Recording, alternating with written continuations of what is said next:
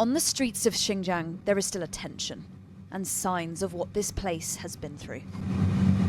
Heavy police, regular stops, a sense they're always watching.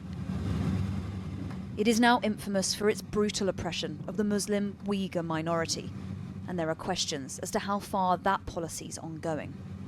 It is the camps that characterise the crackdown, places like this. Experts and survivors say it once held Uyghurs, arrested en masse and subject to so-called re-education. But we found it dusty, deserted.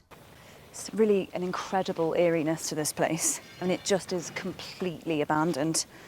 Signs of what used to be are everywhere, though.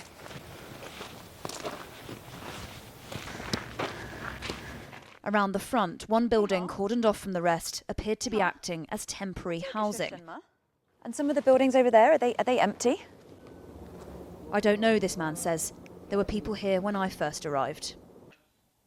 That ominous-looking camp was built where we had beautiful dreams as children. It's unbearable, it's unthinkable. This place is haunting for Mehmetyan. He knows his brother Emetyan was held here. It might be closed, but his brother is not free. After 2 years here without charge, a police officer told him what happened next.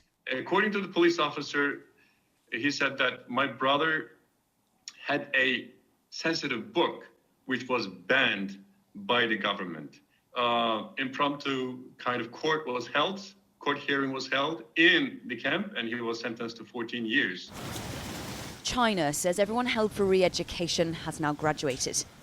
Over 90% of the re-education camps we visited were visibly no longer being used for this purpose. Most now appear to be schools. The reality may be far more complex. In fact, while arrests spiked in 2017 at the height of the crackdown, they remain higher than they were before it started. Prosecutions jumped up too, and there was a huge increase in average sentences, meaning most of those people will still be locked up. But if not in the camps, then where?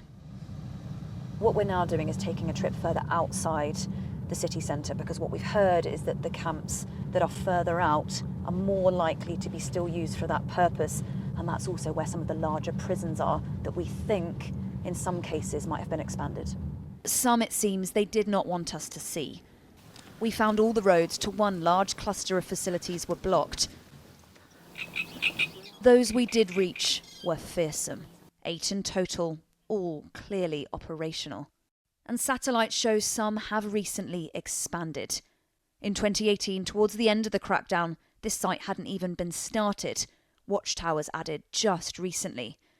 And here too, a prison right next to a re-education camp extended, while the camp part had its walls and watchtowers removed. The initial wave of arrests might have passed, but the fear they've wrought has not. This woman is one of the very rare few to have escaped within the last 2 years. Even from a place of safety, she is visibly terrified. It's all lies. Most people are still inside. Although it looks as if everything's normal, people who were deemed a bit problematic are taken always, and no one knows where they've been taken to. They don't say anything about what happened to them when they were inside, but it's obvious that they've experienced extreme horror. In response to our story, China's foreign ministry said allegations of the camps are sheer lies, and that vocational schools helped people break away from terrorist and extremist ideas. Everyone has now graduated. The message is that everything is normal here now. The crackdown may be less visible. For many, it still feels very real. Helen Ann Smith, Sky News in Xinjiang.